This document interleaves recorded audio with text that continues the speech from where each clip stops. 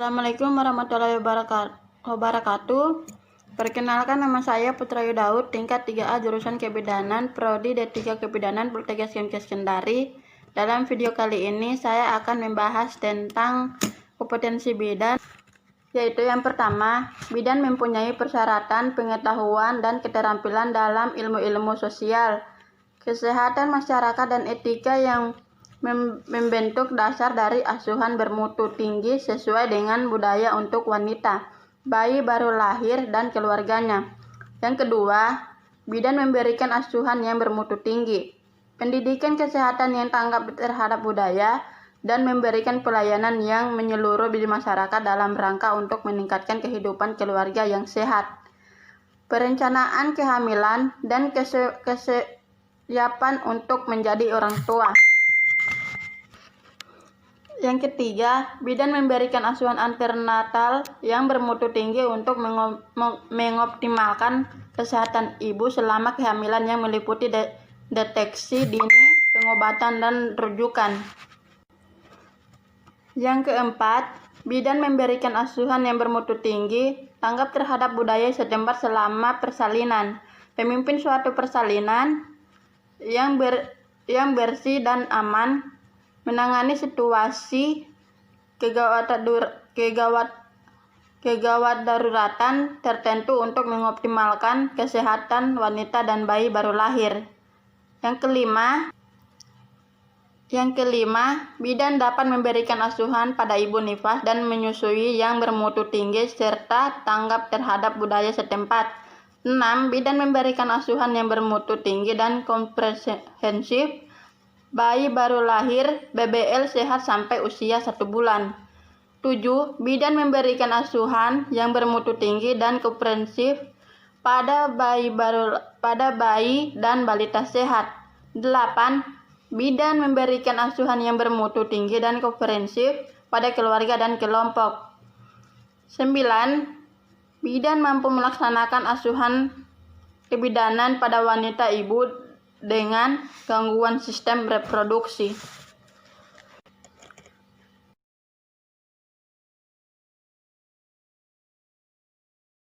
Terlebih dahulu, apa arti dari komunikasi? Penyampaian komunikasi adalah pesan atau ide, gagasan yang dilakukan individu terhadap individu lainnya. Komunikasi terbagi menjadi dua, yaitu komunikasi verbal atau nonverbal. Selanjutnya, contoh yang pertama itu adalah komunikasi verbal. Komunikasi yang digunakan dengan kata-kata baik secara penulisan atau pesan. Dari jenis komunikasi yang sangat sering kita lakukan dimanapun, terutama lingkungan kerja.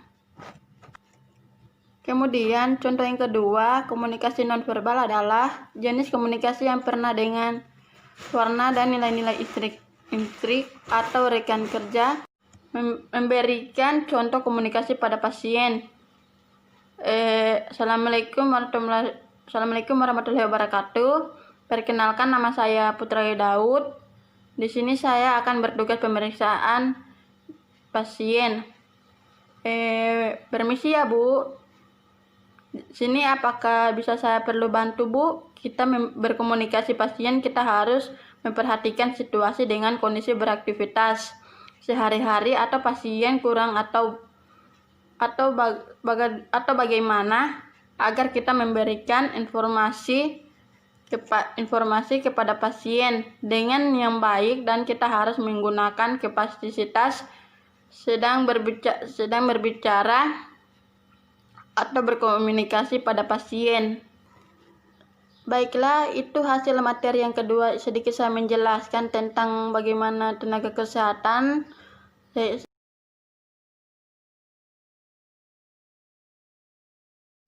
yaitu petugas kesehatan. Salah satu contoh tenaga kesehatan adalah ketika seorang dokter menginstruksikan kepada perawat atau bidan untuk mengukur